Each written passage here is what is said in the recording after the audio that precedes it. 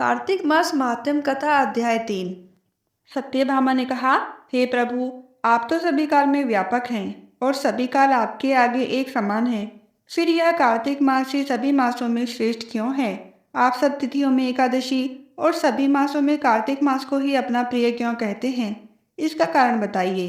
भगवान श्री कृष्ण ने कहा, हे भामिनी, तुमने बहुत अच्छा प्रश्न किया है। मैं तुम्हें इसका उत्तर देता हूँ। ध्यानपूर्वक सुनो।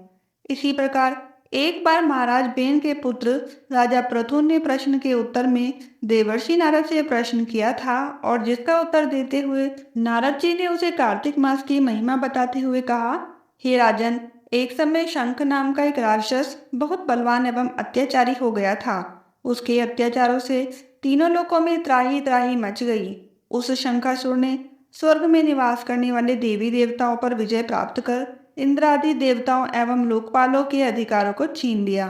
उससे भयभीत होकर समस्त देवता अपने परिवार के सदस्यों के साथ सुमेरु पर्वत की गुफाओं में बहुत दिनों तक छिपे रहे। तत्पश्चात वे निश्चित होकर सुमेरु पर्वत की गुफाओं में ही रहने लगे।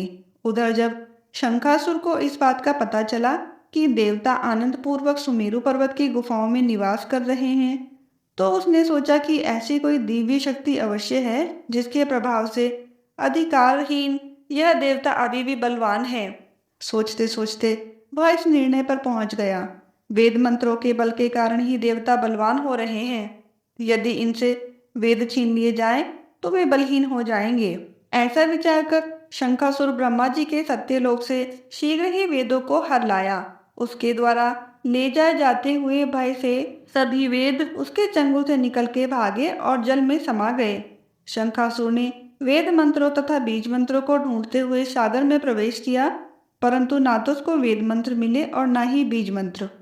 जब शंखासुर सागर से निराश होकर वापस लौटा तो उस समय ब्रह्मा जी पूजा की सामग्री लेकर सभी देवताओं के साथ भगवान विष्णु की शरण में पहुंचे और भगवान को गहरी निद्रा से जगाने के लिए गाने बजाने लगे और धूप गंध आदि से बारंबार उनका पूजन करने लगे। धूप दीप नैवेद्य आदि अर्पित किए जाने पर भगवान की निद्रा टूटी और वह देवताओं सहित ब्रह्मा जी को अपना पूजन करते हुए देखकर बहुत प्रसन्न हुए तथा कहने लगे, मैं आप लोगों की इस कीर्तन एवं मंगलाचरण से बहुत प्रसन्न हूँ। आप अपना अभिष्ट वरदान मांगिए, मैं अवश्य प्रदान करूंगा। जो मनुष्य अश्विन शुक्ल की एकादशी से देवोत्थान एकादशी तक ब्रह्म मुहूर्त में उठकर मेरी पूजा करेंगे, उन्हें तुम्हारी ही भांति मेरे प्रसन्न होने के कारण सुख की प्राप्ति होगी। आप लोग जो पाद अर्घ्य लेकर आचमन और जल आदि सामग्री मेरे लिए लाए हैं, वे अनंत गुणों वाली होकर आपका कल्याण करेंगी। शंखासुर द्वारा हारे गए संपूर्ण वेद जल में स्थित हैं। मैं सागर पुत्र शंखासुर का वध कर उन वेदों को अभी लाए देता हूँ। आज से मंत्र बीज एवं वेदों सहित मैं प्रतिवर्ष कार्तिक मास में जल में विश्राम किया करूँगा। अब मैं मत्स्य का रूप धारण करके जल में जाता हूँ। तुम सब देवता भी मुनीश्वरों सहित मेरे साथ जल में आओ। इस कार्तिक मास में जो श्रेष्ठ मनुष्य प्रातःकाल स्नान करते हैं, वे सब यज्ञ के अव्रत स्नान द्वारा भली भांति नहा लेते हैं।